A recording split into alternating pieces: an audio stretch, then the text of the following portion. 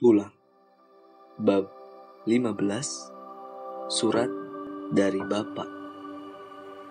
Di akhir tahun ketiga tinggal di luar negeri, aku berhasil menyelesaikan seluruh pendidikan, memperoleh 2 gelar master. Franz si Amerika menjemputku pulang. Masa-masa sekolahku telah berakhir. Kau telah berbeda, bujang. Franz berkata santai. Dia hadir dalam wisuda. Aku menoleh. Apanya yang berbeda? Yang pasti kau bukan lagi remaja kusam tanpa alas kaki dari pedalaman rimba Sumatera. Franz bergurau, tertawa. Aku ikut tertawa. Dulu kau terlihat sangat kesal saat harus mengerjakan tes dariku pertama kali kita bertemu. Hari ini kau pulang membawa 2 gelar master dari universitas ternama. Lihatlah, wajahmu terlihat percaya diri. Cara menatapmu, cara bicara, bersikap, bertindak, kau belajar banyak, bujang. Tidak hanya dari pendidikan formal, juga dari pengalaman. Itulah kenapa Tauke besar mengirimmu jauh untuk sekolah. Itu akan bermanfaat bagi keluarga Tong. Aku mengangguk. Aku sudah bisa memahami visi Tauke secara utuh. Pesawat terbang membawaku kembali ke ibu kota. 24 jam perjalanan. Tiba di bandara, kejutan. Kopong sendiri yang menjemputku. Kopong tertawa, memelukku erat-erat. Kau harus mengakuinya, bujang. Ternyata aku rindu pula dengan kau. Kopong menepuk-nepuk pundakku. Astaga, kalau saja aku tidak malu, aku hampir menangis, bujang. Aku ikut tertawa. 3 tahun lamanya aku tidak bertemu Kopong. Fisik Kopong masih gagah seperti yang aku ingat.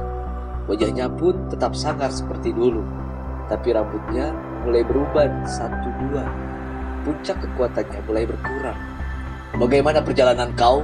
Lancar? Aku mengangguk, menaikkan koper-koper ke bagasi. Duduk satu mobil bersama Kopong. Franz ikut mobil lainnya. Rombongan segera bergerak meninggalkan bandara. Keluarga Tong hampir menguasai ibu kota, bujang. Kopong menjelaskan banyak hal saat menuju markas. Kita memiliki puluhan properti penting. Kau lihat itu. Apartemen itu milik keluarga kita. Juga hotel di sebelahnya yang sedang dibangun. Kopong menunjuk keluar jendela. Bisnis perbankan kita juga berjalan baik. Asetnya tumbuh berkali-kali lipat. Kita punya banyak uang untuk berkembang. Tauke juga menyuruh Mansur mengurus bisnis keuangan lainnya. Mulai dari asuransi, investasi, pasar modal, entahlah apa namanya, aku tidak paham. Aku menatap keluar jendela. Kami melintasi gedung-gedung. Masih ada beberapa keluarga lain yang berkuasa di ibu kota. Mereka menguasai teritorial tertentu. Mereka cukup tangguh, bisa bertahan dari gempuran keluarga Tong. Tapi kita akan menaklukkannya cepat atau lambat. Kau telah pulang, bujang. Kau bisa ikut dalam berbagai penyerbuan. Itu akan menyenangkan sekali, bahu-membahu seperti dulu. Aku mengangguk. 3 tahun lamanya aku kehilangan kesenangan itu. Kau akan pangling melihat markas besar kita, bujang. Kopong sudah pindah membahas hal lain. Ada banyak bangunan baru di sana. Kamar kau berubah, lebih luas, lebih bagus. Langsung terhubung dengan bangunan utama. Kau akan memiliki ruangan kerja sendiri. Tauke yang menyuruh menyiapkannya. Aku juga ikut membuat banyak sistem keamanan baru. Menambahkan lorong-lorong bawah tanah, jalur darurat, sistem otomatis. Mungkin kau bisa memberikan masukan setelah melihatnya. Aku kembali mengangguk. Bertanya kabar beberapa tukang pukul. Terutama yang dulu tinggal satu mes di sayap kanan markas kota provinsi. Beberapa tukang pukul yang kau sebut telah meninggal, bujang. Mereka tewas melaksanakan tugas. Kita kehilangan banyak orang 3 tahun ini. Kopong diam sebentar, menghela nafas. Tapi tidak masalah. Kita punya banyak penggantinya. Sial. Kenapa kita harus bicara bagian itu di momen kepulangan kau, bujang? Lebih baik membahas hal lain saja. Aku menggeleng. Tidak masalah, aku tetap senang mendengarnya. Iya lupa, ada salam dari Salonga untukmu. 6 bulan lalu dia mengunjungi Tauke. Salonga memutuskan pensiun dari pekerjaannya. Dia berhenti menerima klien. Dia sekarang membangun pusat latihan menembak di Tondo. Aku tidak bisa membayangkannya. Mengajarimu saja membuatnya memaki tidak henti. Apalagi jika muridnya banyak. Dia bisa stres sendiri nanti. Kopong tertawa. Aku ikut tertawa. Sepanjang perjalanan menuju markas keluarga Tong, Kopong mengupdate banyak hal kepadaku. Itulah kenapa dia menjemputku langsung. Menjadi sejenis briefing singkat, padat dan sangat penting agar aku bisa segera menyesuaikan diri. Sedan hitam akhirnya tiba di depan gerbang baja markas keluarga Tong. Gerbang itu terbuka perlahan. Mobil melaju melewatinya. Aku menatap perubahan besar yang ada di sekitarku. Kopong segera membawaku ke bangunan utama, melewati lobi besar dengan lampu gantung dari Turki, menaiki anak tangga pualam. Guci dan keramik besar terlihat semakin banyak, juga benda-benda seni lainnya. Beberapa lukisan terkenal terlihat di dinding. Aku menatapnya. Siapapun yang mengubah interior bangunan utama, pastilah memiliki selera yang sangat baik. Kopong mendorong pintu ruang kerja. Aku berjalan di belakangnya. "Bujang!" Tauke besar berseru saat melihatku. Terkekeh. Dia meninggalkan kursi kerjanya, melangkah cepat menyambutku. "Astaga, lihatlah anak Syahdan!" Tauke menepuk-nepuk pipiku, mendongak. Aku jauh lebih tinggi darinya. "Apa kabarmu, Bujang? Kau terlihat lebih putih, lebih bersih, lebih tampan. Jika dia ada di sini, aku berani bertaruh. Syahdan pasti tidak bisa mengenali anak laki-lakinya." Aku tersenyum lebar. Nah, lihat semuanya, Kopong. Aku ingat, 3 tahun lalu saat kusuruh dia sekolah jauh-jauh, wajahnya tertekuk, mukanya masam. Kuberikan dia surat undangan dari universitas ternama, dirobek olehnya. Hampir saja kuhajar dia dulu. Beruntung aku masih sabar. Ayo duduk, Bujang. Ceritakan padaku, bagaimana rasanya di sana, hah? Ada gadis bule yang menaksir kau? Oke, terlihat riang. Wajahnya lebih tua dibanding aku mengingatnya 3 tahun lalu. Sama seperti Kopong, rambutnya mulai memutih. Kami menghabiskan waktu hampir 1 jam, bercakap-cakap apa saja. Sesekali Kopong ikut menimpali, tertawa. Kau pastilah lelah setelah sehari semalam di perjalanan. Aku lupa. Tauke besar menepuk pinggiran kursi, teringat sesuatu. Sebaiknya kau beristirahat dulu, Bujang. Kita punya seluruh waktu untuk bicara lagi. Malam ini, aku akan mengadakan jamuan menyambut kepulanganmu. Tolong antar Bujang ke kamar barunya. Tauke memanggil pelayan, menyuruhnya mengantarku. Kopong masih tinggal di sana. Berbicara sebentar dengan Tauke urusan pekerjaan. Aku menyukai kamar baruku. Tempat tidurnya besar, perabotannya dari kayu jati terbaik. Ada lukisan yang amat ku kenali di dinding. Sepertinya Tauke 3 tahun terakhir mulai mengumpulkan koleksi karya seni. Salah satunya adalah lukisan di hadapanku. Entah dari mana Tauke mendapatkannya. Ini lukisan yang amat bernilai. Skripsiku dulu juga membahas tentang benda seni di dunia hitam. Ini adalah lukisan Gauguin. Judulnya When Will You Marry? Esok lusa, harganya bisa menyentuh ratusan juta dolar. Lukisan termahal di dunia. Saat aku melepas jaket, menumpahkan isi tas punggung ke atas meja, memeriksa koper-koper yang telah dibawa ke kamar, seseorang menyapaku. Assalamualaikum. Aku mengenal sekali suara itu, juga sapaan khasnya. Bashir. Hanya dia satu-satunya yang menggunakan kalimat itu sebagai pengganti sapaan halo, pagi di keluarga Tong. Bukan karena Bashir taat beragama, tapi karena kebiasaan saja. Aku segera menoleh. Di bawah pintu kamarku, Bashir berkacak pinggang, menatapku. Tubuhnya tinggi besar, kulitnya lebih gelap dari yang kuingat. Gurat wajahnya sangat mencolok, tegas dan gagah. 3 tahun tidak berjumpa, Bashir telah berubah menjadi sosok tangguh. Kau akhirnya tiba, Bujang. Dia tersenyum. Hei, kau juga telah pulang, Bashir? Sejak kapan? Aku berseru, ini kejutan berikutnya yang menyenangkan. 2 minggu lalu. Bagaimana gurun pasir? Penunggang kuda? Aku bertanya. Ya lebih hebat dari aku bayangkan. Bashir juga telah kembali dari sekolahnya. Gurun pasir jelas telah mengajarinya banyak hal. Bashir mengajakku sebentar ke kamarnya. Persis di sebelah kamarku. Kami bercakap-cakap, bercerita. Tidak ada lagi poster Muammar Gaddafi atau quote suku Bedoin di kamar barunya. Aku sudah utuh sebagai ksatria suku Bedoin, Bujang. Aku tidak memerlukannya lagi. Semua sudah mengalir dalam tubuhku, di setiap hela nafasku. Akulah penunggang kuda itu.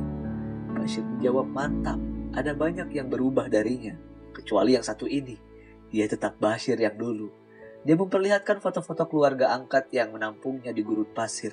Tenda-tenda, kuda-kuda, unta, sekumpulan orang yang mengenakan jubah, sorban, di belakangnya debu dan pasir mengepul tinggi. Bashir memperlihatkan belati miliknya, khanjar. Aku memperoleh senjata ini setelah memenangkan pertarungan melawan belasan orang. Tidak mudah, tapi belati ini simbol penting, kehormatan suku Bedoin, harga diri. Dari cerita Bashir, aku tahu jika dia tidak hanya menghabiskan waktu di gurun. Dia juga melakukan perjalanan ke Afrika, terlibat dalam pergolakan politik lokal, bergabung dengan kelompok-kelompok milisi di sana, juga menyeberang ke Afghanistan, terjun dalam pertikaian antar suku, berperang melawan pemberontak, berperang melawan tentara asing. Bashir melakukan apapun untuk mengembangkan dirinya, melatih kemampuannya. Dia ingin lebih kuat, lebih cepat dibanding siapapun. 3 tahun berlalu, Bashir berhasil mencapai apa yang dia inginkan. Meski harganya tidak murah. Dia menyingkap pakaian yang dia kenakan. Ada belasan luka di tubuhnya. Dia pernah disiksa di penjara mengerikan milik milisi selama sebulan. Berhasil meloloskan diri. Pernah terkapar pingsan berhari-hari di gurun hingga pasir menimbun separuh tubuh. Aku tidak sabar menunggu kembali beraksi bersama tukang pukul lainnya. Beraksi bersamamu, Bujang. Bahu-membahu mengalahkan musuh. Bashir mengakhiri cerita. Kopong sudah menjelaskan banyak hal, tidak lama lagi kita akan menjadi penguasa ibu kota. Aku mengangguk, itu akan menyenangkan. Hari ini, sepertinya semua berjalan sempurna. Aku telah pulang menyelesaikan pendidikanku. Bashir juga telah kembali. Kami kembali berada di tengah keluarga Tong. Keluarga yang membesarkan, memberikan banyak kesempatan. Kami telah pulang. Malamnya, jamuan makan diadakan di gedung utama. Meja-meja panjang dipenuhi makanan lezat. Ratusan tukang pukul duduk di kursi, segera sibuk menghabiskan isi piring. Di sela-sela percakapan, aku duduk satu meja dengan Tauke, Kopong, Mansur, Bashir, dan beberapa tukang pukul penting. Pelayan hilir mudik membawa nampan makanan dan botol minuman. Mereka sudah hafal, tidak ada satupun minuman beralkohol di hadapanku. Sejak kapan Tauke mengumpulkan barang seni di rumah ini? Aku bertanya, mencomot sembarang percakapan, karena sejak tadi mereka terus bertanya tentangku. Itu. Mansur yang menjawabnya. Sejak 2 tahun lalu, Bujang, kau yang memberikan kami ide. Aku mengaku tidak mengerti. Kapan aku bilang? Tidak secara langsung memang, tapi kau pernah menulis barang seni adalah salah satu investasi terbaik sekaligus cara mencuci uang. Lukisan misalnya, dengan harga belasan hingga puluhan juta dolar, bisa menjadi alat yang sangat efektif mengalirkan uang dari dunia hitam menjadi legal. Maka Tauke menyuruh orang-orang mengikuti lelang barang seni di berbagai negara. 2 tahun terakhir, Tauke mengumpulkan banyak lukisan, keramik, peninggalan bersejarah. Salah satunya adalah yang ada di kamarmu. Itu dibeli dengan harga 30 juta dolar di pasar gelap. Kau suka lukisannya, Bujang? Kalian membaca skripsi sarjanaku? Aku tidak menjawab pertanyaan Mansur. Sepertinya aku paham arah percakapan. Tauke besar terkekeh. Aku bahkan membacanya berkali-kali, Bujang. Itulah gunanya kau sekolah, agar ada di keluarga ini yang berpikir. Skripsimu itu hanya setumpuk dalam lemari universitas. Tapi aku tahu, itu sangat penting, bisa memberikan banyak ide. Aku menyuruh Mansur mengambil kopiannya dari sana. Kau telah menulis dengan sangat detail tentang dunia itu. Tentang keluarga-keluarga penguasa yang lebih tua dan lebih maju dibanding kita. Apa istilahmu? Ya, shadow economy. Ekonomi bayangan. Mansur dan beberapa staf pentingnya juga membaca skripsimu. Aku menyuruhnya. Hanya Kopong yang tidak. Dia pusing dan mual-mual macam sedang hamil setelah membaca 2 halaman. Aku akhirnya ikut tertawa. Kopong juga tertawa di sebelahku.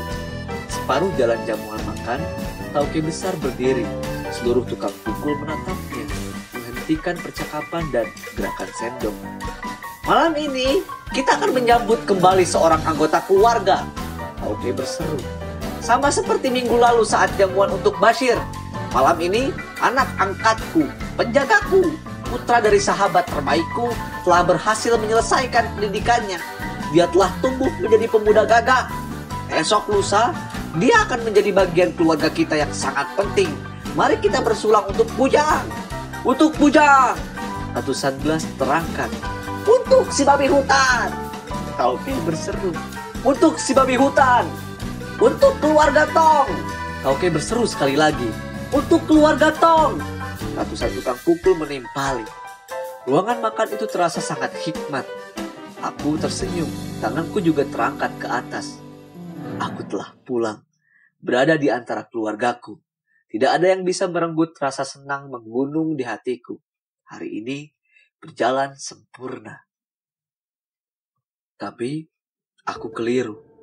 Benar-benar keliru. Masih ada yang bisa mengubur semua rasa bahagia. Pukul 3:30, pintu kamarku diketuk dari luar. Aku memicingkan mata. Siapa? Bashir. Dia mengajakku melakukan sesuatu sepagi ini. Bukan Bashir yang muncul di balik pintu, melainkan Tauke besar bersama Kopong. Tauke masih mengenakan piyama, menyodorkan sepucuk surat kepadaku. Ini apa? Aku bertanya. Bacalah, Bujang. Suara Tauke terdengar berat. Wajahnya terlihat suram, penuh duka cita. Baru tiba setengah jam lalu.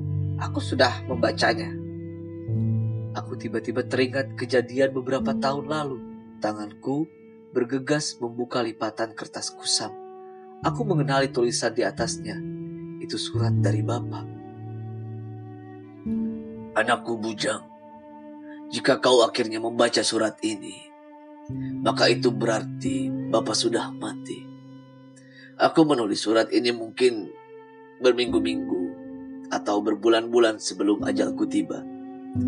Kutitipkan surat ini kepada tetangga kita di Talang dengan pesan, jika aku sudah dikuburkan, tanah merah sudah menimbun jasadku. Dia akan segera mengirimkan surat ini ke alamat Tauke Muda di kota provinsi. Dan dari sana, entah bagaimana caranya pastilah akan tiba kepadamu. Bujang, saat menulis surat ini, kondisi Bapak sudah payah sekali. Bukan karena kaki Bapak semakin susah digerakkan atau pinggang Bapak yang sakit setiap malam. Melainkan Bapak rindu mama kau. Saat tidur, aku selalu bermimpi bertemu dengannya untuk kemudian terbangun. Termangku di pinggir ranjang kayu. Dia tiada di rumah lagi. Saat siang hari duduk di rumah panggung, sendirian menatap rimba lebat. Bapak seperti bisa melihat mama kau yang berjalan ke sana kemari, bersihkan rumah. Kupanggil dia dengan lembut, tapi sosoknya segera menghilang seperti asap di tiup angin. Bapak tahu, sudah dekat waktunya aku menyusul mama kau. Maafkan bapakmu jika selama ini terlalu keras kepadamu, Bujang. Maafkan juga jika Bapak tidak pernah ada untukmu. Aku tahu, aku bukan Bapak yang baik. Aku terlalu membenci masa lalu saat masih pemuda seperti kau. Sungguh maafkan Bapak yang tidak pernah memelukmu sejak kau telah beranjak remaja. Terlalu besar gengsi yang Bapak miliki untuk melakukannya. Juga maafkan Bapak yang tak pernah berkirim surat menyatakan rindu. Terlalu tinggi ego yang Bapak tanam, hingga semua sudah terlanjur semakin sulit. Hari ini, dengan tangan gemetar, Bapak tuliskan sepucuk surat perpisahan. Selamat tinggal, Nak. Hati-hatilah kau di sana. Turuti apapun perintah Tauke Muda. Lindungi dia dengan apapun yang kau miliki. Dia adalah satu-satunya keluargamu sekarang. Bapak kau, Muhammad Syahdan. Aku terduduk di atas kasur. Kertas lusuh itu terjatuh ke lantai. Ya Tuhan, ku mendesis. Tanganku mencengkram paha, seolah ini hanya mimpi. bangunkan aku. Bangunkan aku mohon. Aku tidak mau berada di sini. Kau baik-baik saja, Bujang. Kopong bergegas memegang bahuku. Aku sudah menunduk, menangis dalam senyap. Sayangnya ini bukan mimpi. Ini nyata sekali. Kau baik-baik saja, Bujang. Kopong menggoyangkan badanku yang beberapa detik seperti kaku. Tentu saja dia tidak baik-baik saja, Kopong. Tauke yang menjawab, kali ini berseru serak, menatapku iba. Bapaknya mati. Bagaimana kau akan baik-baik saja dengan hal itu? Aku masih mencengkeram paha. Kabar ini mendadak sekali. Tauke mengusap wajahnya. Siap? Kenapa Syahdan tidak bilang kalau dia sekarat berbulan-bulan terakhir? Aku bisa membawanya ke ibu kota untuk berobat, memanggil dokter terbaik seluruh dunia, mengirimnya ke rumah sakit paling hebat. Dia selalu saja keras kepala, menyimpan semua sendirian, dasar keras kepala. Aku juga sedih sekali, Bujang. Syahdan adalah saudara angkatku. Dia mati sendirian di talang sana.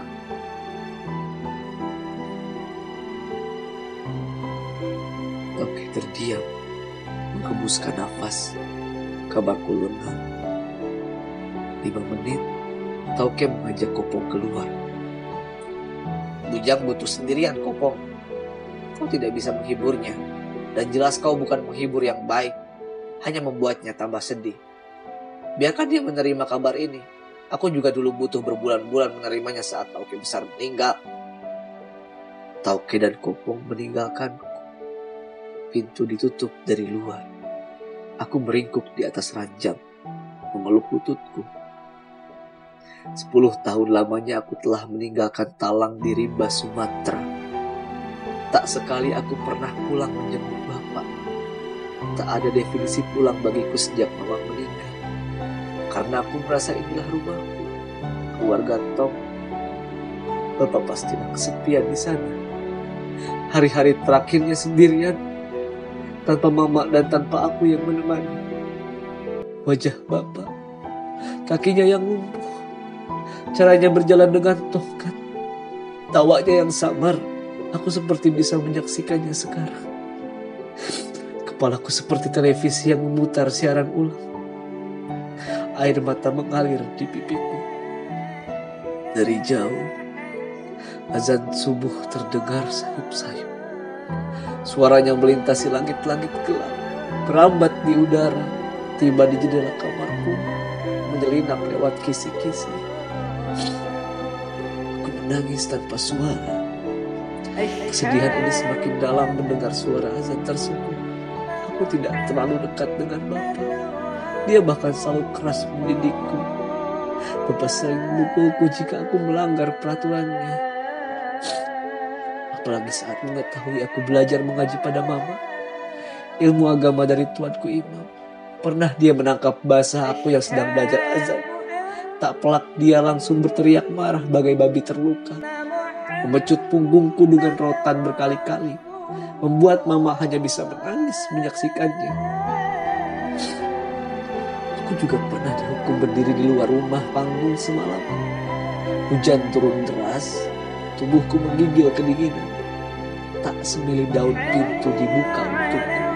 Hanya karena bapak menemukanku sedang membuka buku belajar sholat yang diberikan mama.